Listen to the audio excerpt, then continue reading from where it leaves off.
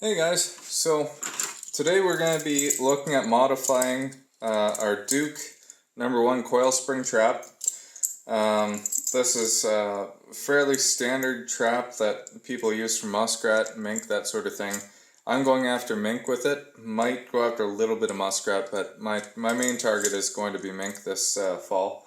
I just bought a dozen here to try out. So these are the double springed.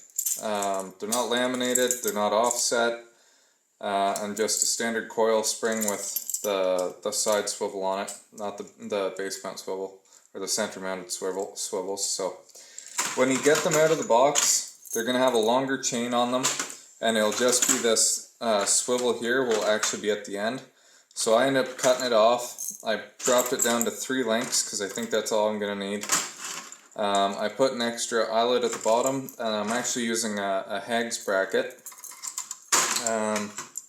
So, trying to save money here.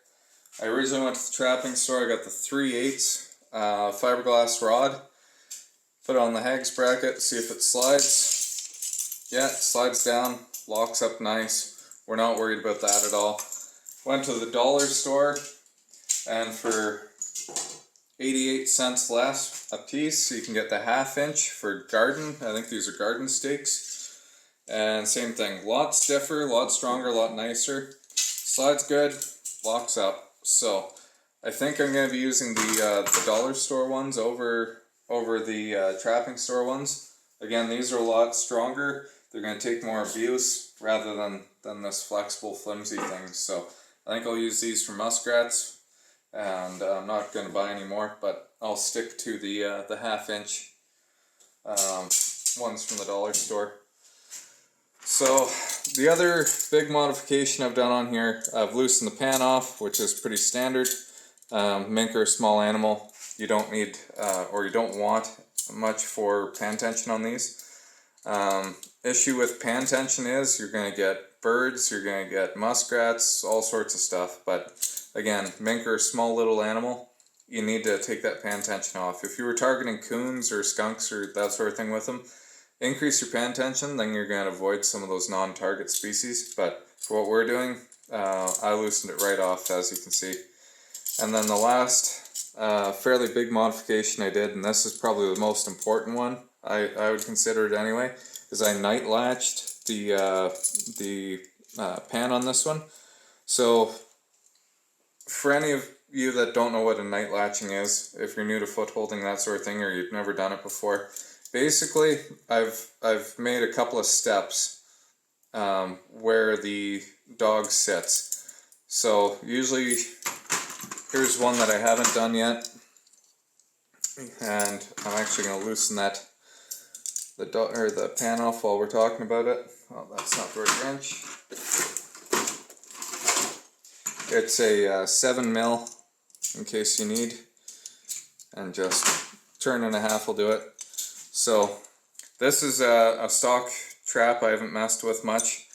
So when you put this thing in here, your trap's going to sit like this. Your pan can sit however, and it's got all this travel before it finally fires. And you don't know where it's sitting when you're going to set in the creek. It might be all the way up. It could be close to firing. You don't know. It's got all this pan travel. So with the night latch, you put it all the way up, and basically it sits in that stair, and it's just a hair trigger on it. That's how I have it. And then there's hardly any pan travel at all. The reason why they call it night latch is because you can actually hear it when you're setting, and I'll show you here.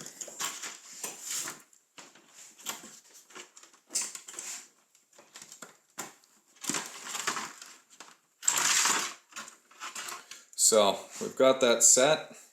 Pull the pan down, and now you know it's in that latch. So that's pretty much a hair trigger. There's no pan travel at all, but you can hear that audible sound, that click when it hits your night latch and it's sitting in there properly. And again, there's no travel to that pan. As soon as that mink touches it, it's gonna fire. So I like to do that with my traps. Really simple to do it. All you're going to use is a metal file. You'll need one that can get in nice and tight, so a smaller file the better. But basically, put your trap somewhere hard, on a hard surface. Put your dog out of the way. And just go right on the edge of it and start cutting in.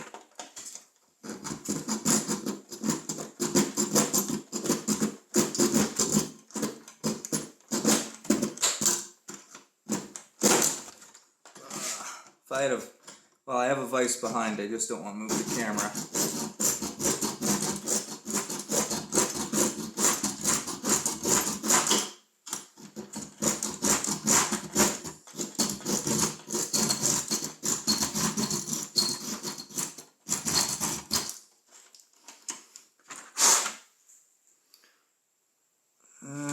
A little bit more.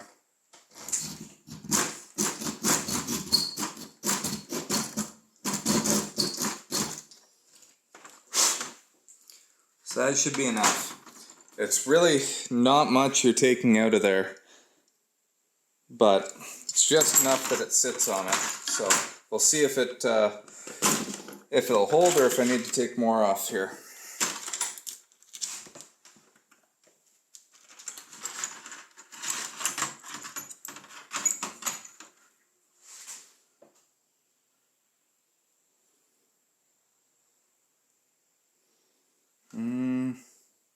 It's a question. Oh, there's a click.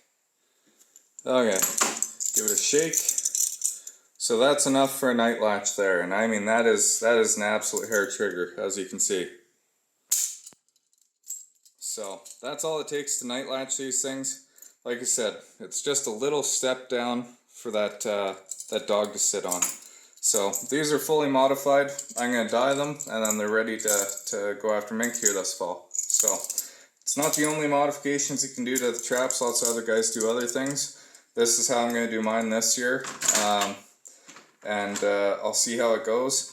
If I'm unhappy with misses and that sort of thing, like mink coming up and not setting the trap off, stepping around it or going around it, I think I might swap these number 1 pans out for number 2 and number 3 pan, just so they have more surface area to sit on, that sort of thing. So other than that, I think these are pretty good. They're ready to hit the water.